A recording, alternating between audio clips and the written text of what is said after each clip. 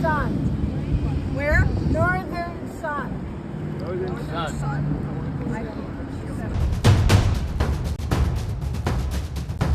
My sense is that the sentiment in Syracuse, New York, is very similar to the sentiment across grassroots communities, especially progressive and leftist grassroots communities.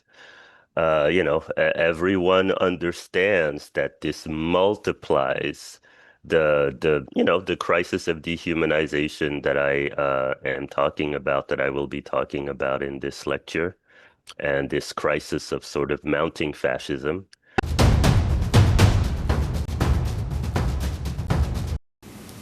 Hello, my name is Stanley Heller. Welcome to the Struggle Video News. Today we feature the war against Iran and an interview with immigrant rights activist Aly Wane.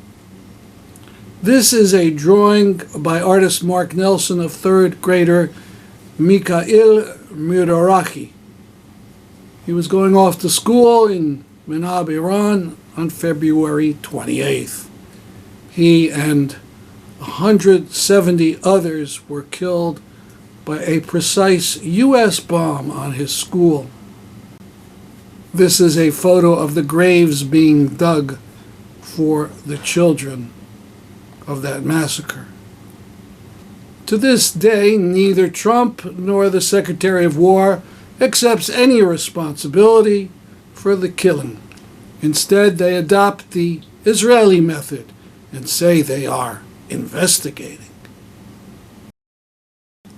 In Danbury, Connecticut, we joined the ongoing Saturday morning protests for peace near the War Memorial and added our 20-year-old Iran banner.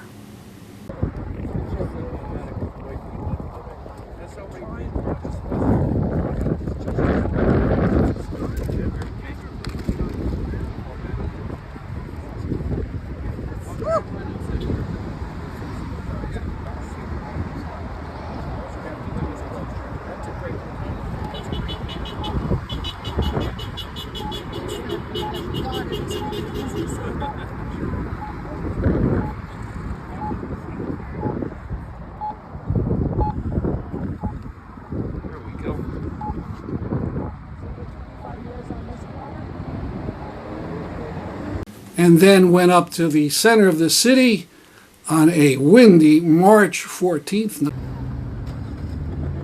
Lynn, did you get that flag online? Yeah, Northern Sun. Where? Northern Sun. Northern Sun. Northern Sun. I just got diagnosed with getting here with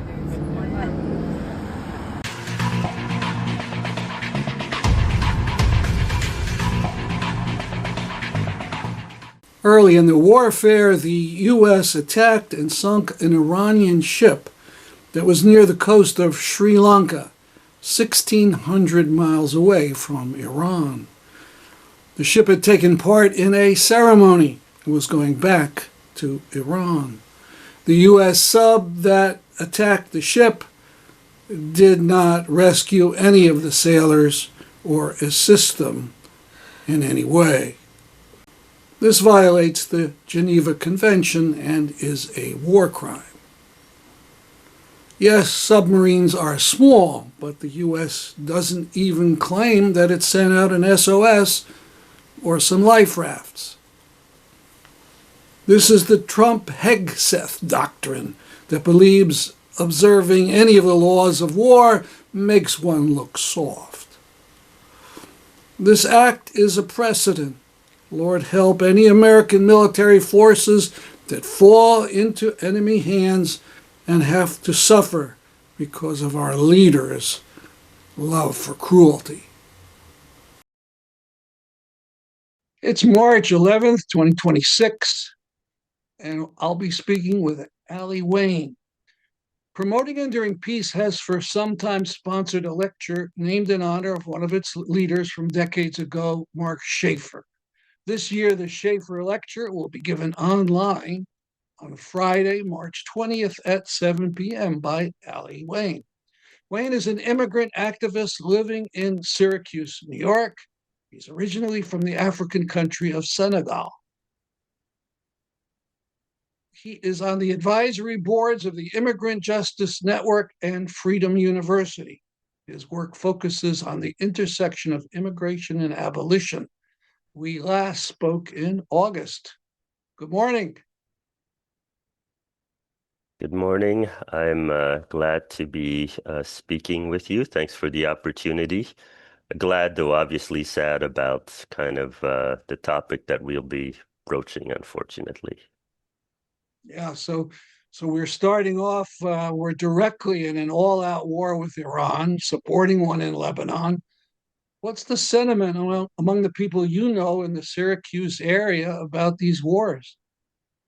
Well, I've been a grassroots activist all my life. My sense is that the sentiment in Syracuse, New York, is very similar to the sentiment across grassroots communities, especially progressive and leftist grassroots communities. Everyone understands that this multiplies the crisis of dehumanization that I am talking about, that I will be talking about in this lecture, and this crisis of sort of mounting fascism.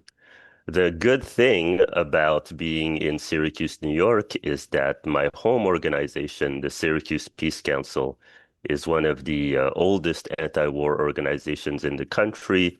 Certainly, as soon as it was announced that the U.S., along with Israel, attacked Iran, I believe on the same day there was already a protest, and it's being incorporated in all of the other protesting that is happening, including the more mainstream, no kings type protests that are happening across the country.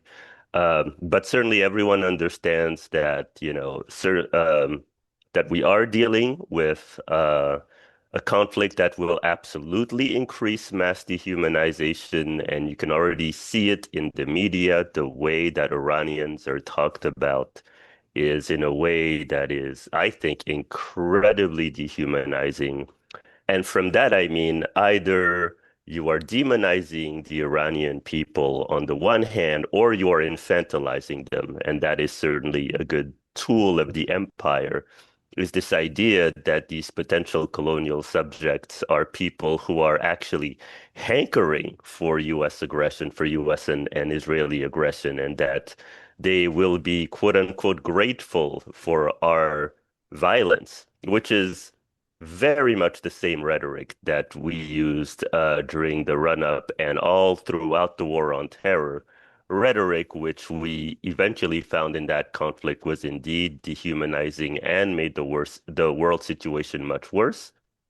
We're seeing exactly the same thing with this attack on Iran and the rhetoric around it, and certainly the potential consequences of this. I'm already of the mind that this attack on Iran could potentially lead us into a major, major global conflict. And I even hedge as I say that it could potentially lead us to it, because from what I was reading about just, as of yesterday, I believe that we were looking at least 15 to 20 countries who are already mired in this global conflict, especially if you count kind of indirect involvement, not people who are actually participating in the shooting wars, but people who are getting involved in different ways. For example, Russia getting in the war to support Iran. This could have a very serious domino effect, which could affect the entire globe. And everyone here in Syracuse sees this for the sort of force multiplier of all of the ills that have been mounting during the Trump administration. It's a catastrophe, and we're trying to oppose it as strongly as we possibly can. I don't know if you saw Democracy Now! Yesterday, but they had on Lawrence Wilkerson, who was a retired colonel. He was an aide to Colin Powell. And he at one point says, well, he thinks Netanyahu might use an atomic bomb. Whoa. Yeah, yeah, Talk yeah. about escalation and so on. Yeah, it's terrifying. And just to add to that, so my housemate is this wonderful woman named Diane Swords. She's actually Jewish herself and an anti-war organizer. And her main topic of activism throughout her life has been nuclear weapons. I've always supported her work as being deeply connected to all the social justice work that we do. I have never seen her work be more relevant because I really do believe that this war, which is being escalated by basically two war criminals, Trump and Netanyahu, that this could potentially I think it's the first time in my lifetime that I've taken the threat of a nuclear attack seriously. I think that we are dealing with two leaders who could potentially consider this, especially since it is becoming clearer and clearer as the reporting is coming out that there was very little planning. They're basically improvising. And given that they are improvising and that they're madmen with like insane egos, I believe that the nuclear attacks are unfortunately on the table. And actually, as dangerous as Netanyahu is, I would say that the person that I'm most concerned about is actually Trump. Netanyahu, as dangerous as he has always been relatively calculating, no matter how awful his aims are. There is some level of like controlled chaos in what he does. With Trump, it's just chaos. It's just chaos. And so I'm very worried about the nuclear aspect of this. Now, what about ICE in Syracuse? I mean, we've seen them; they're all over, incredibly well funded, and so on. What's going on in the last I don't know 4 or 5 months with them in your area? hmm Yeah, well, I mean, switching from the dehumanization of Iranians to the dehumanization of immigrants, here. What we're seeing with ICE here in Syracuse is exactly what we're seeing across the country. And one of the things that I often try to remind people is that what we are seeing with Trump and what I consider immigrant hunting pogroms that he is the head of right now, these are just escalations of previous policy. I myself I'm an immigrant who has been working on trying to get his green card for quite a few years. I'm actually in year 13 of the process right now, which gives you a sense of how long these processes can happen. But I have um, but I have been working on the issue of immigration since at least the mid 2000s, and I have seen this massive, massive escalation over the years, and unfortunately, both parties have participated. And certainly since the latest Trump inauguration, and since the beginning of this term of the Trump administration, I've never seen it worse. As with a lot of activists across the country, I'm on a lot of different signal groups trying to really keep our ears to the ground to figure out and anticipate where ICE and CBP might coming after our community. And I gotta tell you, like, I don't think that there has been, a couple of days that have passed without some arrest, some kind of incarceration, some kind of incident involving ICE or CBP coming after people in our communities. Now, I do Stop you want. for a second. Mhm. You say what are those initials? I didn't get CVP or what was that? Oh, I'm sorry, CBP. That's Customs and Border Protection, often Oh, called okay. Border Patrol. Yeah, I'm sorry, I sometimes get lost in the jargon there. Um, and once again, I want to mention that what we are seeing is basically escalations. It's not like ICE or Customs and Border Protection. I mean, the entire time that I've been in Syracuse, which has been since the mid 2000s, they've always had a presence here. We've always had some level of, going after immigrants in our community. It's just that the rate at which it's happening is much higher now, and the category of people that they're going after has vastly, vastly expanded. Whereas in the past it has mostly been going after just purely undocumented immigrants. Now we are definitely seeing ICE going after people actually trying to change their immigration status and legalize. So people have often seen ICE and CBP folks at their regular immigration appointment check-ins. There's just been a huge expansion of the category of people who are being hunted and assaulted.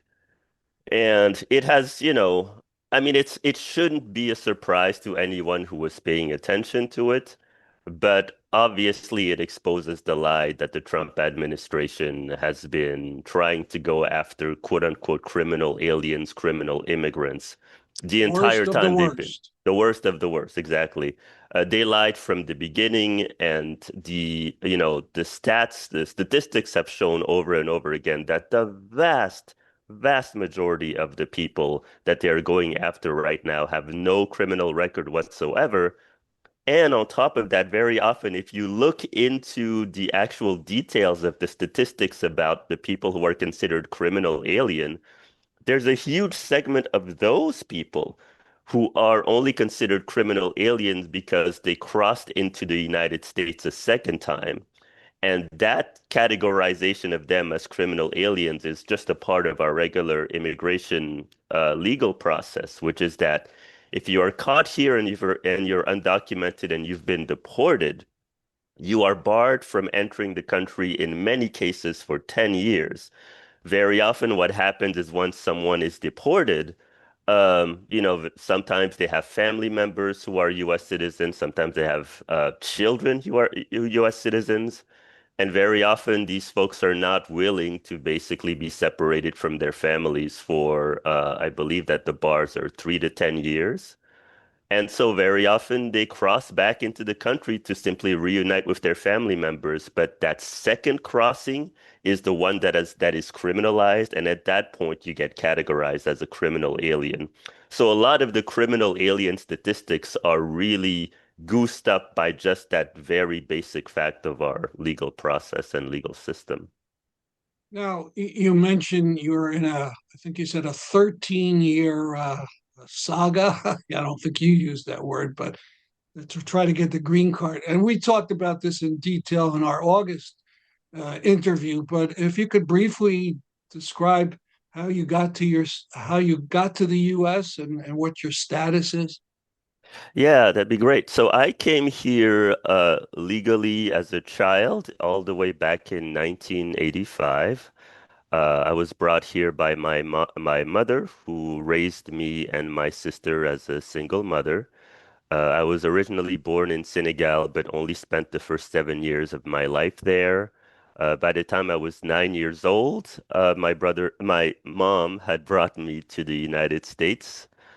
And that began my immigration journey because my first immigration status was called a diplomatic visa because my mother came to this country to work as an official for the United Nations.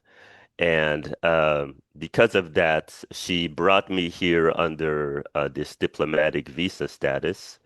And then after a couple of years, I ended up finishing my high school years in the States and began my college education in the States. And I had to change my immigration status from a diplomatic visa to a student visa status. And then, unfortunately, tragedy struck in 1999. My mother ended up passing away, and she was the one who was basically financially taking care of my sister and I. And that's when I lost my status, my student visa status. Um, and the thing about our immigration process is that both of the statuses that I was under, the diplomatic visa and the student visa, those are considered quote unquote non-immigrant visas. So those visa statuses are still sort of considered within the realm of almost visitor status. They don't count towards the legalization process. They don't count towards getting a green card. So even though I spent almost my entire childhood in the United States, uh, that time that I spent in the United States did not accrue towards any kind of citizenship. And when I had to leave school in 1996, actually, is when I had to leave school because I couldn't afford going to school at the time. I was going to school at the University of Pennsylvania. That's when my student visa lapsed, and that's when I technically became an undocumented immigrant. And I have been trying to change that status ever since. Now, my sister was on a parallel immigration track.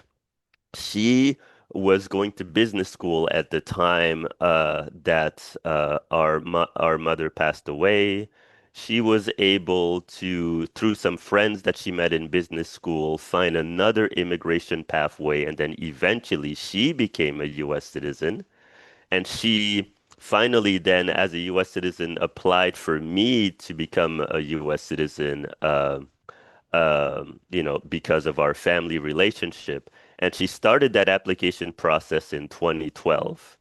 And as I mentioned, I mean, you mentioned right before this, you said it was a 13-year process. Actually, I'm in year 13 of a longer process. I think that all being told, the process to get a green card and become a citizen through the path that I'm on is probably total about 20 years or so.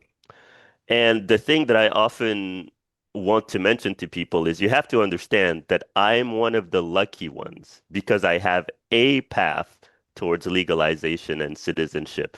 Even though my path has been a very long path, and it's a long path because the sibling relationship in the immigration process is considered a very low priority level relationship, which is why my sort of timeline is so long.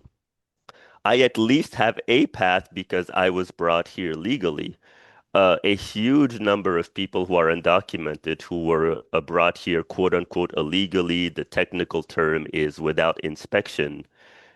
Under our current system, there is no path for them to become legal. There's no path for them to become citizens or any of that. They're basically locked out. In fact, I often mention the story of a friend of mine who's another undocumented activist that I've met over the years. He is originally from South Korea. He was brought here when he was about 3 years old by his parents. He is now, I believe, maybe 42, 43 years old or so. Under the current system, there is no path for him to become a citizen. And you would not be able, obviously, to tell that he's undocumented because he's culturally American. He's lived here all of these years. It doesn't matter. There's no path for him. And this is actually part and parcel of how we got in the situation that we're in. Both parties have focused on the enforcement side, talking about all of this, influx of immigrants and how they don't want to become legal and they're leeching off services and everything. And they haven't talked about the main problem with the immigration system, which is that the paths towards legalization have become narrower and narrower and narrower over the years. So it's been this path of like increasingly dehumanizing immigrants and sort of periodically having these kind of freakouts about the number of quote unquote illegals in the country. And every single time we have a crisis like this, both parties get together. They actually make the legal process tougher and tougher, and they increase the enforcement. But then it only makes the situation worse because the people who are already here in the country with no path still have no path to citizenship.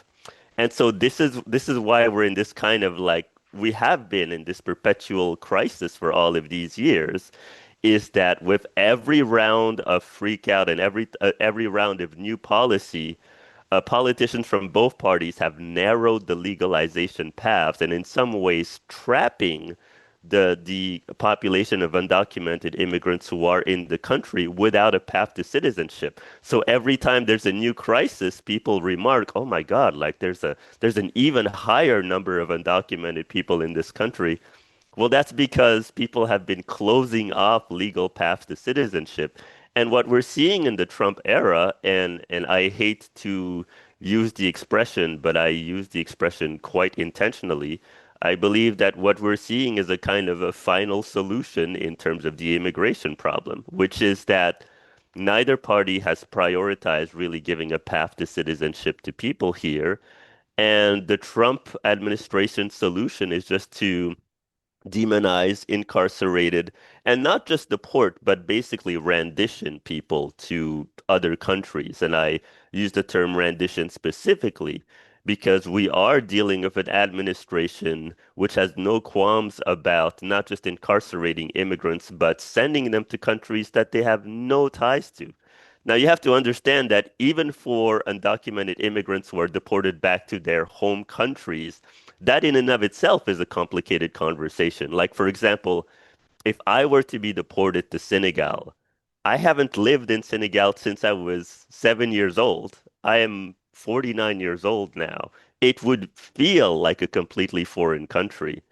Sure. I have no cultural ties, none of that. But the thing that's even worse about the Trump administration is that they're not even doing just regular deportations. They're reserving the right to send people anywhere that they want, which, of course, once those immigrants are sent to those other countries, they are then demonized and hunted by those very countries because they don't belong there either. So it just creates this kind of rolling humanitarian crisis.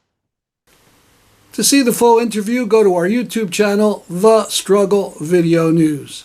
Finally, some photos by Chris Notaro about the March 1st event that was held in the Palestine Museum, U.S., for Dr. Abu Sofia.